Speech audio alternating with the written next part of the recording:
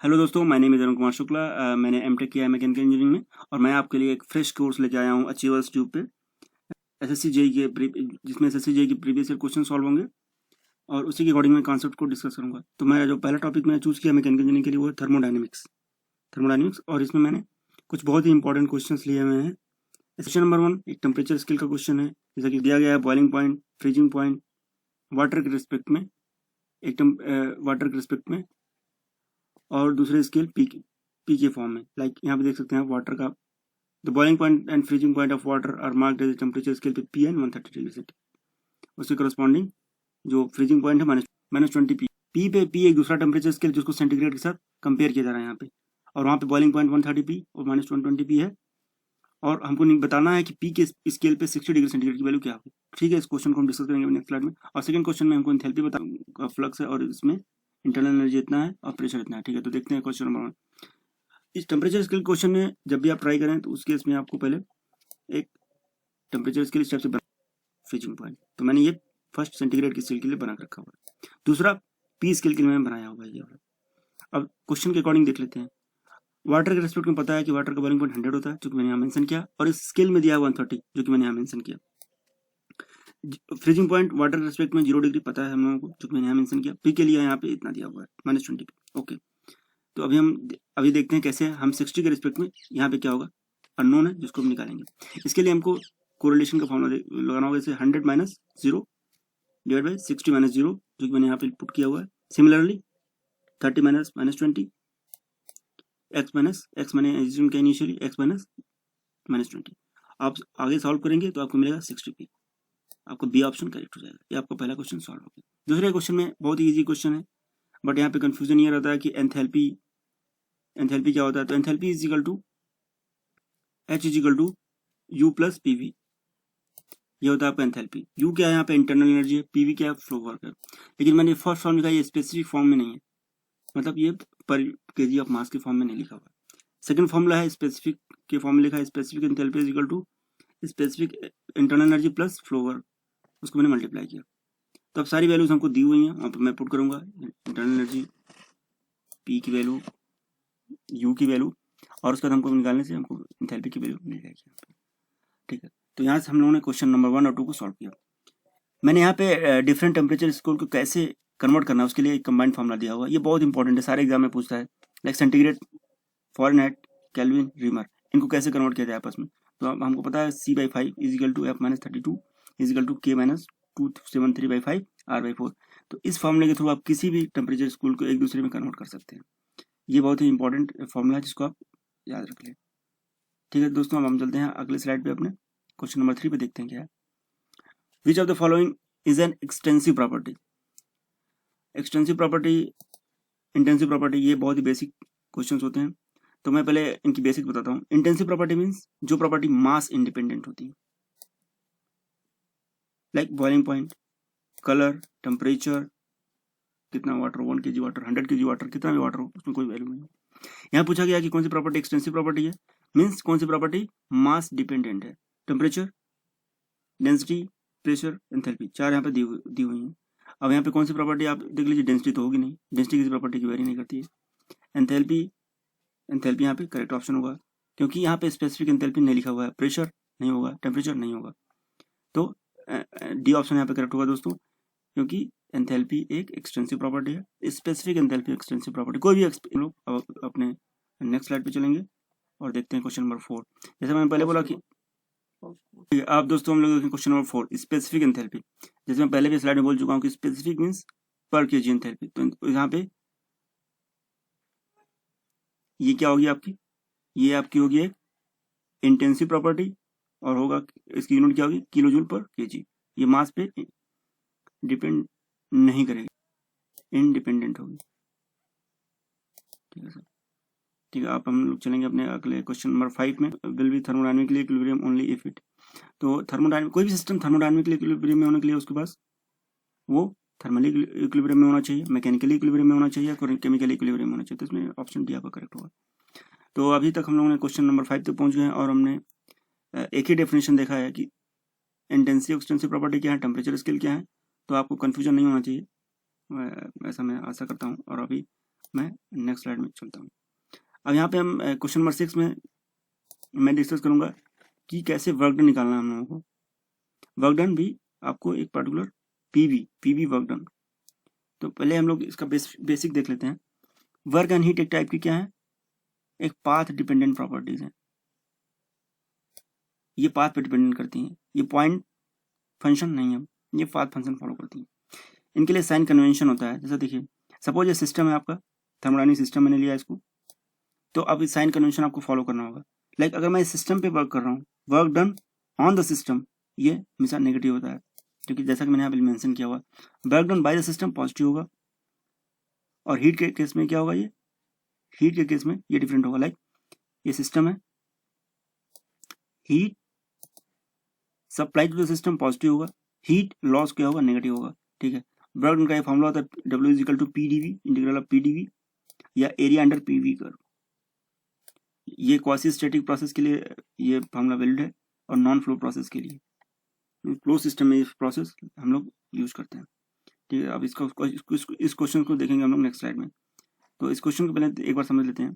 इसमें कभी भी इस टाइप का क्वेश्चन अगर आपके एग्जाम में पूछता है, तो सबसे पहले आपको देखना होगा कि एक्स एक्सिस और वाई एक्सिस की यूनिट क्या है। तो एक्स एक्सिस में प्रेशर जो कि मीटर क्यूब में है, वाई एक्सिस में आपको प्रेशर दिया गया है जो कि बार में है। ठीक है, ये आपको देखना पड़ेगा।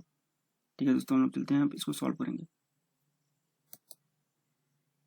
ठीक है, देखिए, तो अब एरिया कैसे निकालेंगे हम। एबी का पोर्शन है, इसमें देख सकते हैं एबी जो पोर्शन है ये स्ट्रेट है, तो हमको एरिया यहाँ पे इजिली मिल जाएगा। सीधा इसका हम एरिया निकाल सकते हैं। रेक्टेंगल है, इसका एरिया निकल जाएगा P into length into height करके। बट ये वाला पोर्शन जो है, ये कर्व पोर्शन है, ये फॉलो करता है PV to the power 1.3, means ये एडियाबैटिक प्रोसेस टाइप का है।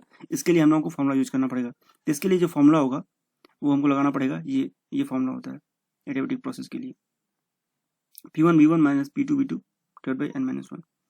तो यहाँ पे हम लोग फर्स्ट AB के लिए तो सीधा निकाल लेंगे हम लोग, जैसा मैं बोल चुका हूँ ऑलरेडी, आपको एरिया निकालना 0.4 माइनस 0.2 इंटू ये P आपको यहाँ पे दिया हुआ है, बार में हम उसको पास्कल में कन्वर्ट करेंगे। तो मैंने यहाँ पे लिखा हुआ है, जैसा कि ये हो जाएगा आपका 10 टू द पावर 5 से मल्टीप्लाई करना पड़ेगा, क्योंकि 1 बार equal 10 to the power 5 pascal.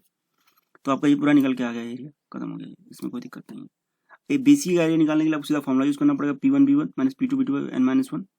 But यहाँ पे हम लोग यहाँ पे P2 पता नहीं है। P2 के लिए क्या करेंगे हम लोग, जैसे देखिए AB का एरिया हमने निकाल लिया अब तक, AB का एरिया हम लोगों को ऑलरेडी पता है, AB में कोई दिक्कत नहीं है। अभी हमको निकालना है ये एरिया, कर्व सरफेस का एरिया। इसके लिए हमको फॉर्मूला यूज करना पड़ेगा तभी एरिया निकालने के लिए, जिसमें से हमको P1 अगर मैं P1 पता है, P2 पता नहीं है। P2 के लिए हम क्या करेंगे, इसको सिंपल उस फॉर्मूले को, इसको P1 V1 1.3 P2 V2 से निकाल लेंगे, P2 की वैल्यू उसका यहाँ पुट कर देंगे, P2 की वैल्यू, और हमारा ये इसका भी एरिया निकल जाएगा। दोनों को ऐड करके हम लोग निकालेंगे टोटल वर्क डन। ठीक है, तो अब मुझे लगता है कि आप सब लोगों को समझ में आ गया होगा PV वर्क डन का फॉर्मूला यूज कैसे करना है, और किसी भी कर्व PV डायग्राम में कैसे कैसे आपको एरिया निकाल के उसको ऐड करके आप वर्क डन निकाल सकते हैं। सिमिलरली ये बहुत ही अच्छा प्रॉब्लम दिया हुआ है, आप इसको देख सकते हैं। इसको मैं आपको यहीं पे सीधा सॉल्व कराऊंगा। इस क्वेश्चन को पहले आप रीड कीजिए। The area of shaded region, ये तो कुछ ऐसे लिखा गया R2S, ये सिस्टम है जिसको स्पेसिफाई नहीं किया गया, जैसे लास्ट क्वेश्चन में दिया गया था ये PV to the power 1.3, but यहाँ पे कोई स्पेसिफिकेशन नहीं दिया गया कौन सा प्रोसेस है, पॉलीट्रॉपिक है, एडियाबैटिक, कुछ नहीं दिया हुआ। इसका एरिया हमको इनिशियली दे दिया गया कि ये एरिया 1000 न्यूटन मीटर है। प्रेशर वाई प्रेशर है जो कि बार है, एक्स में वॉल्यूम है जो कि मीटर क्यूब में है, और पूछा गया है हमको what is the amount of turbine work done during the process. Total process, ये टरबाइन में क्या हो रहा है, ये एक्सपेंड कर रहा है, अब इस प्रोसेस में टोटल कितना वर्क होगा। क्वेश्चन में हम लोग को इसका एरिया दिया हुआ है, बट इसका एरिया नहीं पता है। इसका एरिया हमको सीधा निकल जाएगा, क्योंकि एक स्क्वायर टाइप का है, इसका एरिया निकाल लेंगे। 0.2 माइनस 0.1 इंटू 1000 कर देंगे, हमको मिलेगा 10,000 प्लस 11,000, तो इसका आंसर हो जाएगा आपको 11,000। ये सीधा आपका आंसर हो जाएगा। इसको मैंने इसलिए सॉल्व नहीं कराया। चलते हैं हम दोस्तों लोग नेक्स्ट स्लाइड पे देखते हैं। ये बहुत ही बेसिक क्वेश्चन है, इज बाई 1%। बॉयल्स लॉ हम लोग को पता है कि बॉयल्स लॉ क्या होता है, PV is equal to constant, इसको बोलते हैं बॉयल्स लॉ। अब इसमें प्रेशर अगर 1% इंक्रीज किया गया तो वॉल्यूम में क्या फर्क पड़ेगा। तो सपोज P1 प्रेशर P1P होगा, तो P2 क्या होगा यहाँ पे 1.01 P, 1% इंक्रीज करने के बाद। तो इससे हमको क्या निकल के आ जाएगा, V2 by V1 P1 by P2। अब हम पुट कर देंगे V2 by V1 P1P, P2 1.01 P, और हम लोग निकाल सकते हैं परसेंटेज चेंज क्या के लिए V2 minus V1 by V1। ये आएगा आपको नेगेटिव में, नेगेटिव शो करता है कि कितना डिक्रीज करेगा, जो कि पूछा गया इस प्रॉब्लम में, डिक्रीज इन वॉल्यूम। तो ये तो हो गया आपका decrease in volume, but percentage में पूछा गया परसेंटेज डिक्रीज इन वॉल्यूम, तो परसेंटेज 100 से मल्टीप्लाई करेंगे तो आपको इतना आ जाएगा, आपका हो जाएगा इसमें बी ऑप्शन करेक्ट हो जाएगा। नेगेटिव साइन शो करेगा कि ये डिक्रीज करेगा। तो चलते हैं दोस्तों हम लोग अब नेक्स्ट स्लाइड में देखेंगे। क्वेश्चन नंबर 9, ये भी बहुत ही बेसिक क्वेश्चन है, बट ये सारे एग्जाम में आजकल पूछा जाता है। जैसे the molecular kinetic energy of gas is proportional to, तो गैस की जो मॉलिक्यूलर काइनेटिक एनर्जी होती है, जैसे वीआरएमएस हमको पता है कि ये √3kT/m, तो काइनेटिक एनर्जी का फॉर्मूला होता है हाफ mv²। तो v की वैल्यू यहाँ पुट कर देंगे हम लोग, तो इससे हमको पता चलेगा कि kinetic energy directly proportional to kT, means kinetic energy directly proportional to the power, directly proportional to the temperature. ठीक है दोस्तों, तो अब हम लोग चलते हैं नेक्स्ट क्वेश्चन में। यहाँ पे दिया क्वेश्चन में ये पूछा गया है कि the pressure of a gas in terms of mean kinetic energy per unit volume, mean kinetic energy per unit volume पूछा गया है। यहाँ पे प्रेशर गैस का निकालना है हम लोगों को इस प्रॉब्लम में, गैस का प्रेशर कितना होगा। तो प्रीवियस स्लाइड में हमने देखा है कि काइनेटिक एनर्जी क्या होती है, kinetic energy equal to 3/2 kT, PV equal to हमको पता है kT होता है, ये भी एक आइडियल गैस इक्वेशन का फॉर्म है। अगर हम इसको बोल्ट्जमैन कांस्टेंट के फॉर्म में लिखेंगे, जिसकी वैल्यू होती है R/N है, तो काइनेटिक एनर्जी kT को हम रिप्लेस करेंगे पीवी से, जो कि हो जाएगा kV इक्वल टू 3/2 pV। अब P इक्वल टू क्या होगा यहाँ पे 2/3 e⁻v, E/B क्या होगा, ये सॉरी E/B क्या होगा यहाँ पे mean kinetic energy per unit volume. इसके ये हो गया हमारा फंक्शन जिसके फॉर्म में कैलकुलेट करना हमको, किसको, प्रेशर को। तो कितना आएगा 2/3 आ जाएगा यहाँ पे 2/3, और इसको मान लेते हैं E, तो आपका डी ऑप्शन यहाँ पे करेक्ट हो जाएगा। ठीक है दोस्तों, तो होप आप लोगों को समझ में आया होगा ये क्या मैं कि कैसे हम लोग इसमें निकाल सकते हैं। मैं अभी नेक्स्ट क्वेश्चन देखते हैं। ये बहुत ही बेसिक क्वेश्चन है, बट यहाँ पे एग्जाम में मिस्टेक्स हो जाते हैं, तो उसको ध्यान दें आपको। Which of the formula is correct depiction of slope of adiabatic curve. Adiabatic curve के लिए हम जो फॉर्मूला यूज करते हैं ये होता है P to the power gamma equal to constant. Slope निकालने के लिए हमको क्या करना होगा, डिफरेंशिएट करना होगा बोथ साइड को। तो जब डिफरेंशिएट करेंगे हम लोग यहाँ पे लेफ्ट साइड को, तो P gamma v(-1) dv plus v gamma dp is equal to constant, तो ये 0 हो जाएगा dc। तो अभी अगर हम यहाँ पे देखेंगे तो यहाँ से कि आप p gamma v to the power gamma by -1 यहाँ पे है, तो ये आपका यहाँ पे नीचे आ जाएगा dv plus v gamma dp। अब यहाँ पे v गामा आपस में कैंसिल हो जाएंगे, और इसका ये फाइनली हमको मिलेगा यहाँ पे ये। तो अब यहाँ पे अगर इसको हम राइट में शिफ्ट करेंगे तो dp/dv आपको मिलेगा माइनस गामा p/v होगा। तो ये आपका फॉर्मूला, ये आपका हो जाएगा माइनस गामा v/v, ये आपका स्लोप हो जाएगा एडियाबेटिक कर्व के लिए। तो होप आप लोगों को समझ में आया होगा ये। अभी हम लोग चलते हैं नेक्स्ट क्वेश्चन पे। Which of the following is true for process 1.15 on temperature entropy plot। तो ये देखिए, यहाँ पहले सबसे पहले आपको देखना होगा कि कर्व किस टाइप का, टीएस डायग्राम है ये। टी यहाँ पे वाई एक्सिस में है, एक्स यहाँ पे, एस क्या है यहाँ पे, T means temperature, S means entropy. तो आपको टीएस डायग्राम दिया हुआ है यहाँ पे, और पूछा गया 1 to the 5 प्रोसेस के बारे में। 1 to the 5 प्रोसेस आपका ये वाला प्रोसेस 1 to the 5। इस प्रोसेस में आप देख सकते हैं कि एस की जो वैल्यू है वो चेंज नहीं हो रही है, मीन्स आइसेंट्रोपिक है ये। आइसेंट्रोपिक मीन्स ए एडियाबेटिक प्रोसेस टाइप का है। ठीक है, तो आप सबको हम समझ में आ गया होगा कि ये ऑप्शन करेक्ट होगा, क्योंकि ये प्रोसेस आइसेंट्रोपिक है, एडियाबेटिक टाइप का है, तो ये ऑप्शन यहाँ पे कांस्टेंट होगा। ठीक है दोस्तों, हम देखते हैं एक और इसको हम और डिटेल में समझते हैं। पीवी डायग्राम, ये है पीवी डायग्राम आपका डिटेल में, वाई में पी है, यहाँ एक्स में भी है आपका। ये जो इज इक्वल टू कांस्टेंट, उसके हिसाब से अगर इसको मैं यहाँ पे फिट करता हूँ तो इसको इस और डिटेल में देखते हैं इसको हम लोग। तो इसमें हम देखते हैं कि ये वाई एक्सिस पे आपका प्रेशर हो गया, एक्स एक्सिस पे आपका वॉल्यूम है, और इसमें PV to the power N is equal to constant का जो फॉर्म होता है उसके अकॉर्डिंग अगर यहाँ पे समझेंगे तो ये जो हॉरिजॉन्टल लाइन है ये कांस्टेंट प्रेशर लाइन है, वर्टिकल लाइन है ये कांस्टेंट वॉल्यूम लाइन है।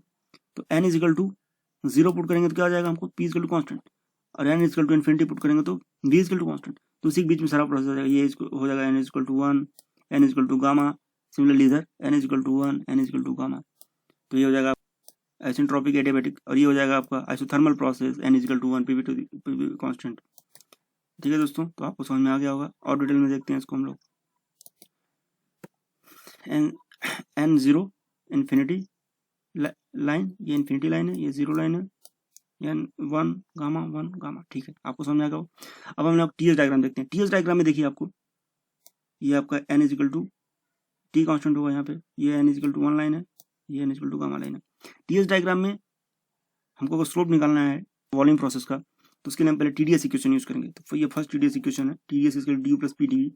तो इसको हम अगर एक्सपेंड करेंगे क्या होगा, TDS CV D P DV. V constant है तो ये टर्म आपका कैंसिल हो जाएगा यहाँ पे, तो D T by D S constant volume T by C V होगा। सिमिलरली हम सेकंड टीडीएस इक्वेशन से निकालेंगे D T by D S at constant pressure T by P हो जाएगा। पता है कि C P greater than C V, तो उस कंडीशन में D T by D S V जो होगा आपका, उसका स्लोप ज्यादा होगा compare to T T by D S P. तो यहाँ पे कांस्टेंट प्रेशर लाइन का जो स्लोप होता है वो कम होता है कांस्टेंट वॉल्यूम लाइन से। टीएस डायग्राम में चलते हैं दोस्तों। स्लोप के बारे में हमने काफी डिस्कशन किया है, अभी आपको प्रॉब्लम नहीं होना चाहिए। और एक प्रॉब्लम, एक टाइप का क्वेश्चन और भी पूछ सकता है एग्जाम में। सपोज आपको पीवी डायग्राम दिया गया है, तो अगर यहाँ पे कंप्रेशन प्रोसेस है, ये आपको शो करेगा n is equal to 1 isothermal compression, ये आपको एडियाबैटिक कंप्रेशन, आइसेंट्रोपिक कंप्रेशन, या पॉलीट्रोपिक बोल सकते हैं इसको, पॉलीट्रोपिक कंप्रेशन। तो इस कंप्रेशन प्रोसेस में जो वर्क डन लगता है वो ये वाला एरिया हम लोग लेते हैं इसमें, वीडीपी जिसको बोलते हैं वीडीपी। तो आप देख सकते हैं इन तीनों प्रोसेसेस में आइसोथर्मल, एडियाबैटिक, पॉलीट्रोपिक, जो वर्क डन का एरिया है वो आइसोथर्मल के लिए मिनिमम है। तो ये कर्व जो कंप्रेशन का कर्व है, अगर ये पी की तरफ लगेगा, बट हम लोग मिनिमम वर्क कंप्रेशन में देना पड़ता है किसके लिए, आइसोथर्मल प्रोसेस के लिए। तो ये आपको याद रखना है। चलते हैं दोस्तों नेक्स्ट क्वेश्चन में। यहाँ पे जैसे दो क्वेश्चन दिया है 13 एंड 14, इसको देख सकते हैं। The work required for compression in a close system increase when the value of N index.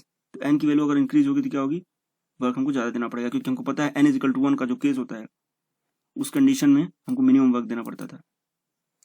तो जैसे अगर एन की वैल्यू बढ़ती चली जाएगी तो हम लोग का जो वर्क होगा वो इंक्रीज करेगा। एन इजिकल टू 1 में मिनिमम होगा। सिमिलरली 14 क्वेश्चन आपके लिए होमवर्क है, आप सोच सकते हैं उसको। और एक बार समझ देख लीजिए, N is equal to 0 line, N is equal to infinity line, 1 2 1 2 और 1 2 गामा, ये एरिया एन इजिकल टू 1 में मिनिमम होगा। जैसे इधर जाएंगे एरिया बढ़ता चला जाएगा, तो एन इजिकल टू 1 में आपको क्या होगा, मिनिमम वर्क होगा। और एन जैसे जैसे एन की वैल्यू बढ़ेगी आपका वर्क जो होगा वो बढ़ता ही चला जाएगा। टीडीएस में भी क्या आप देख सकते हैं कैसे डिफरेंट प्रोसेस का स्लोप मैक्सिमम एग्जाम में पूछा जाता है। थ्रॉटलिंग प्रोसेस एक्चुअली ये, इस प्रोसेस में एंथैल्पी जो होती है वो कांस्टेंट होती है। आइसेंथैल्पिक प्रोसेस होता है, एंथैल्पी यहाँ पे कांस्टेंट होती है। ये एक इरिवर्सिबल प्रोसेस होता है, अभी मैं डिस्कस करूंगा रिवर्सिबल, लेकिन आपको बता दूं एग्जाम के लिए ये एक इरिवर्सिबल प्रोसेस है जिसमें प्रेशर और वेलोसिटी चेंज करता है प्रोसेस में, और इसमें हीट एंड वर्क डन दोनों ही 0 होता है। चलते हैं दोस्तों नेक्स्ट स्लाइड में हम लोग। Which gas among the following has the highest value of adiabatic index. अब एडियाबैटिक इंडेक्स आपको निकालने के लिए आपको पहले पता होना चाहिए कौन सी गैस मोनोटॉमिक है या डाइटॉमिक है या ट्राइटॉमिक है, क्योंकि उसी को अकॉर्डिंग हम निकालेंगे। तो यहाँ पे हीलियम जो है मोनोटॉमिक गैस है, ऑक्सीजन डाइएटॉमिक है, नाइट्रोजन डाइएटॉमिक है। तो यहाँ पे हीलियम जो है का मैक्सिमम होगा यहाँ पे एडियाबैटिक इंडेक्स, आप उसको देख सकते हैं। क्योंकि जो मोनोटॉमिक गैस होती है उसका डिग्री ऑफ फ्रीडम कितना होता है, 3 होता है, डाइएटॉमिक का 5 और ट्राइएटॉमिक का 6। उसके अकॉर्डिंग जो गामा की वैल्यू है, gamma equal to control volume refers. Control volume means क्या होता है, एक फिक्स रीजन ऑफ स्पेस होता है। नोजल क्या करता है, यहाँ पे डी ऑप्शन करेक्ट होगा। नोजल काइनेटिक हीट एनर्जी को काइनेटिक एनर्जी में कन्वर्ट करता है नोजल, डी ऑप्शन यहाँ पे करेक्ट होगा। क्योंकि नोजल का शेप हमको पता है कैसा होता है, इस टाइप का होता है, ये आपको नोजल का शेप होता है। इसमें एरिया है डिक्रीज करता है फ्लो के डायरेक्शन में, ये अगर फ्लो डायरेक्शन तो एरिया डिक्रीज कर रहा है, एरिया डिक्रीज कर रहा है क्या, काइनेटिक एनर्जी बढ़ रही है। इनिशियली प्रेशर एनर्जी क्या हाई है, बट आउटलेट पे काइनेटिक एनर्जी हाई है। तो यहाँ प्रेशर ज्यादा है, यहाँ पे काइनेटिक एनर्जी आता है, यहाँ पे heat energy converted into kinetic energy, potential energy into heat impossible है, हीट में तो कन्वर्ट होगी ही नहीं कोई चीज, पोटेंशियल एनर्जी में भी कन्वर्ट नहीं होगी, तो यहाँ पे डी ऑप्शन आपका करेक्ट होगा। अब हम देखते हैं next question. Following relation defines the Gibbs free energy. Gibbs free energy G is equal to enthalpy minus TS, ये आपका होता है, आपका सही है। देखते हैं दोस्तों नेक्स्ट क्वेश्चन होगा हम लोग। ये क्वेश्चन स्टडी डिटेल क्वेश्चन देखते हैं इसका, आप इसके बाद उसको क्वेश्चन को आप ट्राई कीजिएगा।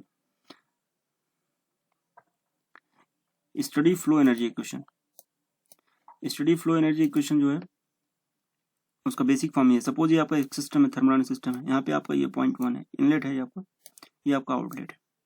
आपने यहाँ पे Q हीट सप्लाई किया है और यहाँ पे W वर्क डन आपको सिस्टम से मिल रहा है।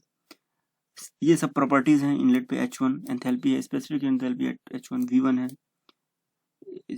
वेलोसिटी है आपकी, ये आपकी Z1 एलिवेशन है। सिमिलरली H2 V2 Z2 आपको आउटलेट पे, ठीक है। अब यहाँ पे हम लोग अगर इक्वेशन को स्टडी फ्लो इक्वेशन लिखेंगे तो क्या लेंगे, H1 plus V1 square by 2 GZ1 plus Q dot में हीट सप्लाई हो रहा है इसलिए Q इधर आ जाएगा, आउटलेट पे H2 plus V2 square by 2 GZ2 plus W। ये आपका एक सिंपल इक्वेशन, कैसे आपको लिखना है इसको आपको समझ में आ गया होगा इसको देख के, ठीक है। बट यहाँ पे यूनिट आपको बहुत ध्यान रखना होगा, एंथैल्पी वर्क क्योंकि यूनिट यहाँ पे जूल पर, ये सारे स्पेसिफिक फॉर्म में है तो यहाँ पे जूल पर केजी होगा। वेलोसिटी यहाँ पे मीटर पर सेकंड में होगी और जी पर मीटर पर सेकंड स्क्वायर में होगा। सिमिलरली अभी अगर ये इसी क्वेश्चन को हम दूसरे फॉर्म में लिख सकते हैं जैसा कि ऑप्शन में दिया गया, H1 plus V1 square by 2000 GZ1 by 1000 Q by 1000 H2 plus V2 square by 2000 GZ2, मतलब यहाँ पे 1000 से डिवाइड करना होगा आपको, काइनेटिक एनर्जी में, पोटेंशियल में, हीट में। सिमिलरली आपको राइट दोनों साइड में करना होगा, ठीक है। तो यहाँ पे आपका यूनिट चेंज हो जाएगा, यहाँ पे आपका H जो होगा वो किलो जूल पर केजी में होगा, तो आपको ये वाला फॉर्मूला यूज करना होगा, ठीक है। अब ये तो generalise steady flow energy equation है। सपोज हम लोगों को किसी पर्टिकुलर स्पेसिफिक केस के लिए यूज करना है, कैसे अप्लाई करेंगे। सपोज ये टरबाइन है, यहाँ पे आपको स्टडी फ्लो एनर्जी इक्वेशन लगा है, तो टरबाइन को पता है कि एक एनर्जी प्रोड्यूसिंग डिवाइस होती है। थर्मोडायनामिक सिस्टम में दो टाइप के डिवाइस होते हैं, एनर्जी कंज्यूमिंग, एनर्जी प्रोड्यूसिंग। तो आपको जो ये टरबाइन होता है ये एनर्जी प्रोड्यूस करता है, तो मैंने यहाँ पे दिखाया है कि ये वर्क डन आपको मिल रहा है, यहाँ पे आपको कुछ एनर्जी मिलता है यहाँ से। ये डॉटेड लाइन शो करता है कि ये एक आइसोलेटेड सिस्टम है, यहाँ से कोई भी हीट लॉस नहीं हो रहा है, ठीक है।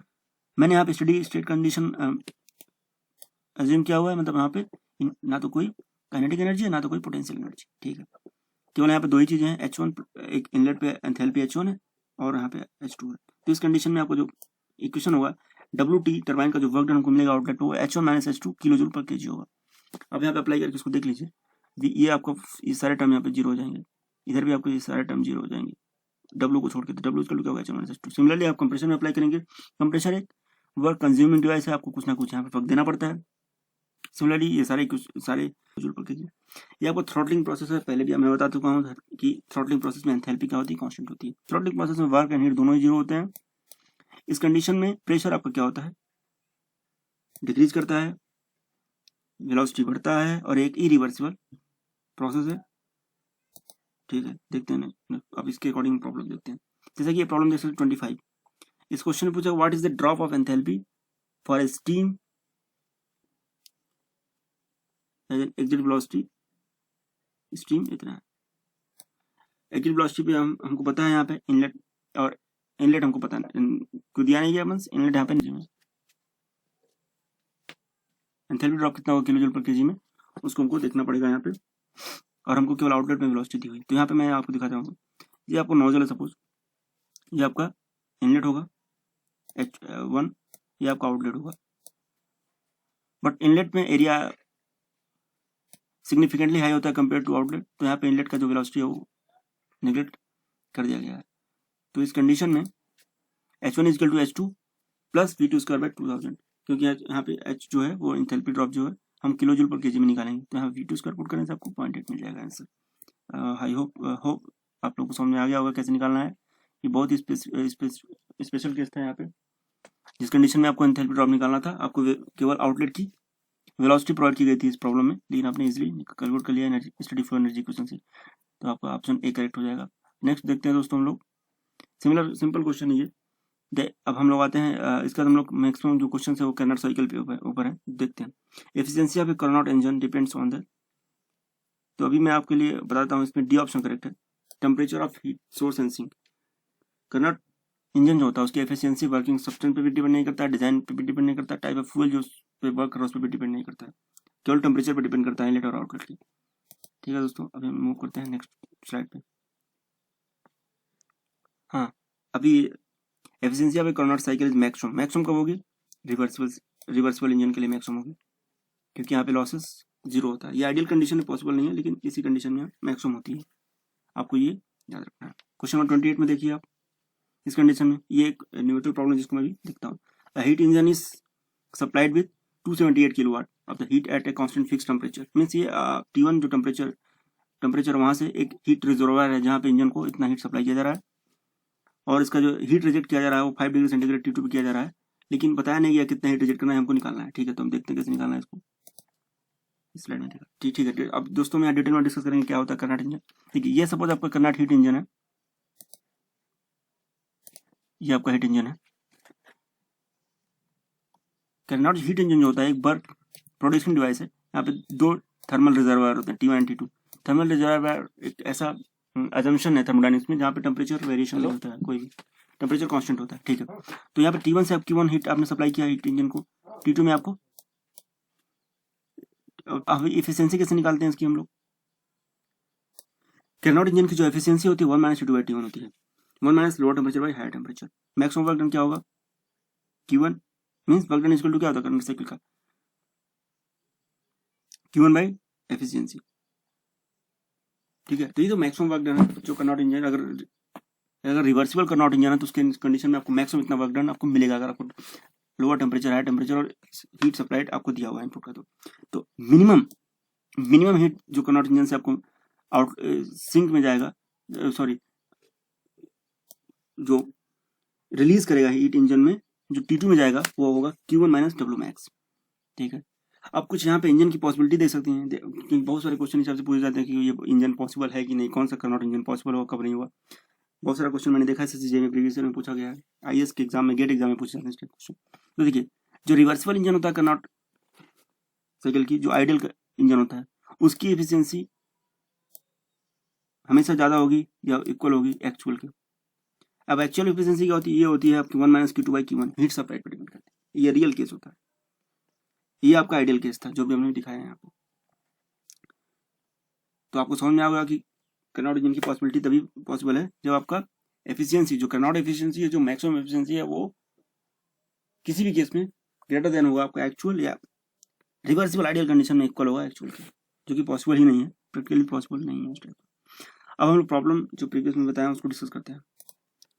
तो देखिए दोस्तों, प्रॉब्लम में आपको यहाँ पे 283 डिग्री सेंटीग्रेड है, ये T1 है, जहां से आपको 278 किलोवाट हीट सप्लाई किया हीट इंजन को। ठीक है, फिर यहाँ पे ये कितना रिजेक्ट कर रहा है वो आपको निकालना है। ठीक है, पहले हम लोग निकालते हैं। यहाँ पे पूछा गया है कि कितना, क्वेश्चन को आप ध्यान से एक बार फिर से देख लेते हैं, क्योंकि बहुत इंपॉर्टेंट टर्म में लिखा गया है। रिवर्सिबल इंजन, ये रिवर्सिबल इंजन है, इसीलिए हमको क्या करना पड़ेगा कि यहाँ पे आपको मिनिमम हीट रिजेक्ट करेगा ये इंजन। तो इस कंडीशन में हम लोगों ने ये फॉर्मूला यूज किया है, रिवर्सिबल QR = Q1 - Wmax, क्योंकि आपको ये रिवर्सिबल इंजन है तो आपको मैक्सिमम वर्क प्रोड्यूस करेगा। तो इनलेट आपको पता है 278 - Wmax कितना होगा, ये फॉर्मूला पता है आपको, Q1 आपने इनपुट किया और आपको 139, ये ऑप्शन आपको करेक्ट होगा। होप आपको समझ में आ गया होगा कि कार्नोट इंजन किस कंडीशन में पॉसिबल होगा। रिवर्सिबल इंजन होगा तो मिनिमम हीट रिजेक्ट करेगा, ये सारी चीजें आपको समझ में आ गई होंगी। एक्चुअल एफिशिएंसी क्या होती है, आइडियल एफिशिएंसी क्या होती है, आपको सब समझ में आ गया होगा। दोस्तों हम लोग अब अगला क्वेश्चन देखते हैं। जैसे मैं पहले बोल चुका हूँ कि ये इस टाइप का क्वेश्चन है। N inventor states that a new engine, the inventor rejected 30% of the heat is absorbed from the reservoir while the temperature of the source and sink are maintained at 500 Kelvin and 200 Kelvin respectively. His engine is equivalent to, देखिए अब temperature से जो हम लोग निकालेंगे efficiency वो हमारी होगी कार्नोट एफिशिएंसी, जो कि आइडियल एफिशिएंसी होगी। बट यहाँ पे हीट रिजेक्ट कर दे रहा, वो 30% कर दे रहा है, और आप अभी आप फॉर्मूला पुट करेंगे तो 1 - 2/5 मीन्स 0.6, 60% आपका यहाँ पे आ रहा है आपका कार्नोट एफिशिएंसी। तो किसी भी कंडीशन में 40% से मिनिमम हीट रिजेक्ट कर नहीं सकता, इसलिए ये इंजन इम्पॉसिबल है। आप इसको ट्राई भी कीजिएगा, मैं पहले बता चुका हूँ डिटेल में कैसे ट्राई करना है, तो भी आपको समझ में आ जाएगा। देखिए अब यहाँ देख लेते हैं हम लोग कि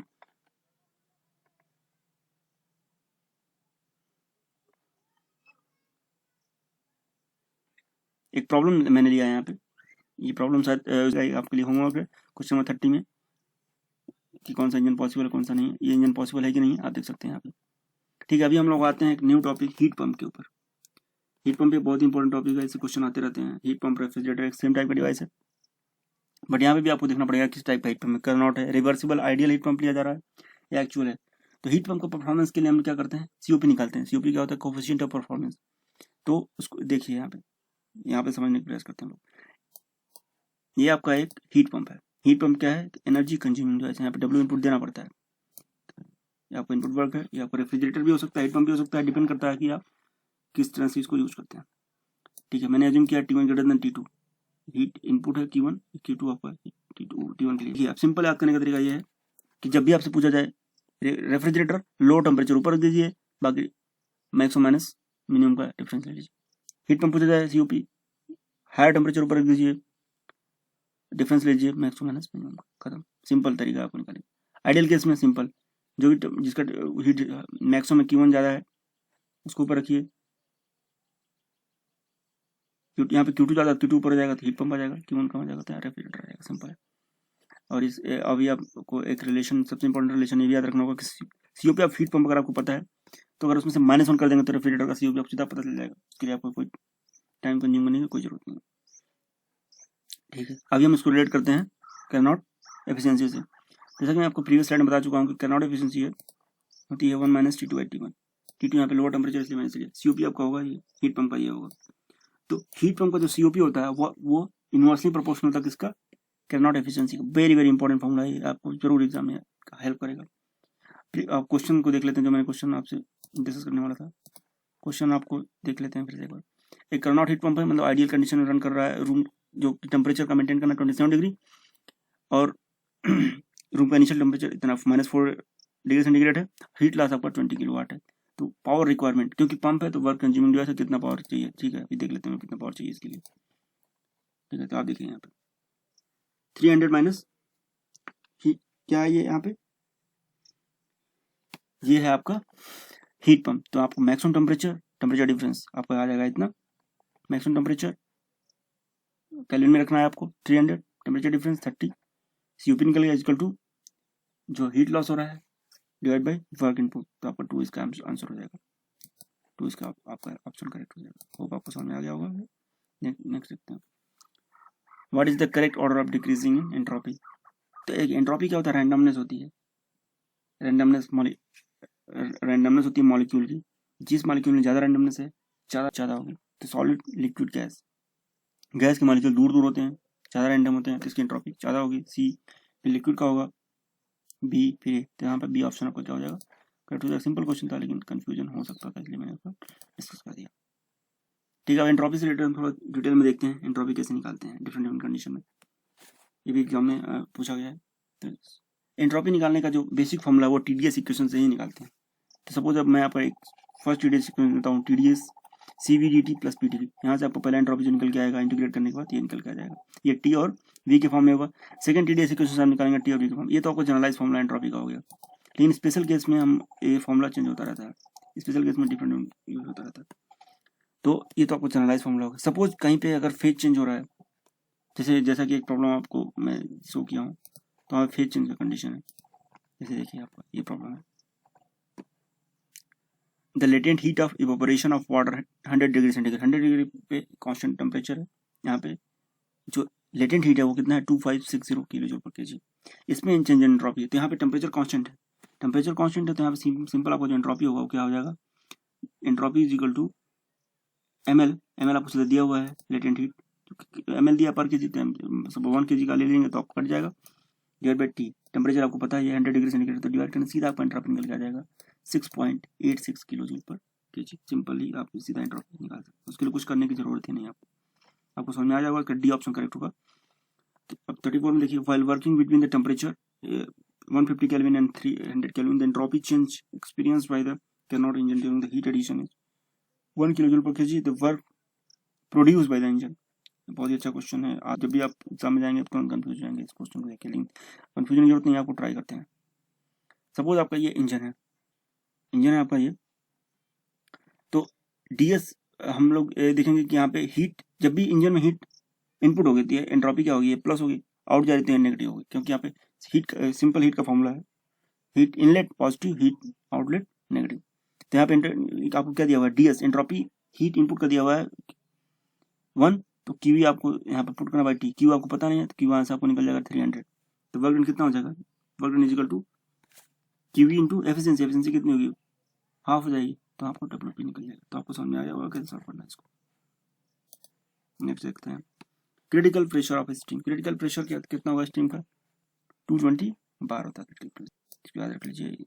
density of water 4 degree centigrade, important है, बेसिक क्वेश्चन नहीं इंपॉर्टेंट है, 4 केल्विन कभी नहीं सकते, इम्पॉसिबल है 4 degree centigrade. For irreversible process, तो जैसा कि पता है कि रिवर्सिबल प्रोसेस में एंट्रोपी 0 होती है, जो कि आइडियल कंडीशन है। तो किसी भी कंडीशन में जो इरिवर्सिबल प्रोसेस होगा उसकी एंट्रोपी क्या होगी, ज़्यादा होगी। तो अभी दोस्तों हम लोग देखते हैं। इसी के साथ आपका ये सेशन खत्म होता है।